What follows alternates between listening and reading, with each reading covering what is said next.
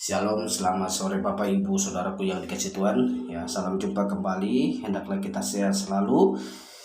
Ya, saudaraku yang dikasihi Tuhan, sebelum kita melanjutkan sharing firman Tuhan pada malam ini, ya jangan lupa like, komen, dan subscribe terlebih dahulu supaya channel saya juga dapat berkembang. Nah, Bapak Ibu Saudaraku, tema saya pada sore malam ini adalah menjadi seperti seorang prajurit. Ya, ini tema kita pada malam ini, menjadi seperti seorang prajurit. 2 Timotius pasal 2 ayat 3 bunyinya demikian. Ikutlah menderita sebagai seorang prajurit yang baik dari Kristus Yesus. Nah, Bapak Ibu Saudaraku yang dikasihi Tuhan, di sini Rasul Paulus memberikan satu nasihat kepada Timotius, atau memberikan satu motivasi, atau lebih tepatnya nasihat kepada Timotius untuk siap menderita dalam panggilan pelayanan. Nah, kalau kita berbicara tentang prajurit, saudara, seorang prajurit ya dimanapun, ya seorang prajurit baik di dalam negeri, di luar negeri, itu pasti apapun yang diperintahkan oleh seorang atasan atau komandannya, dia pasti berkata siap laksanakan. Mau disuruh kemanapun seorang prajurit, dia akan yang berkata siap laksanakan, siap laksanakan.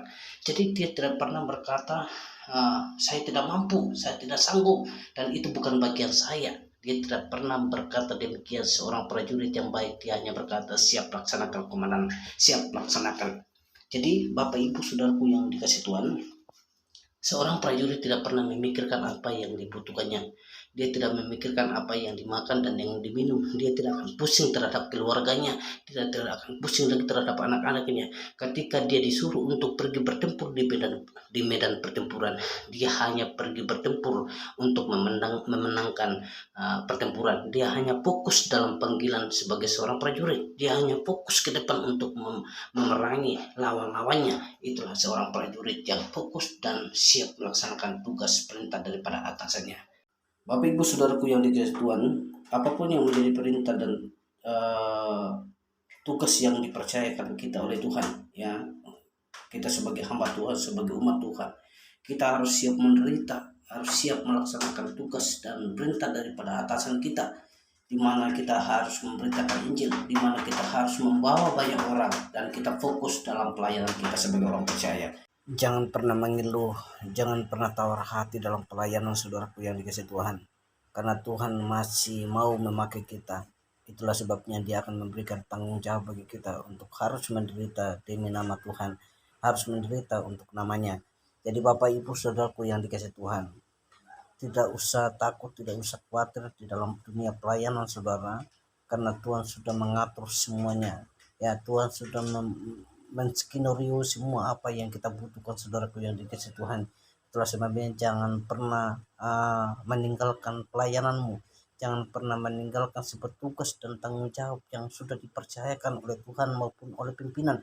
Nah, itu sebabnya, saudaraku, kalau kita mau menjadi hamba Tuhan, maka kita harus siap menderita, melaksanakan perintah atau tugas yang dipercayakan, baik yang dari Tuhan maupun dari pimpinan kita sendiri.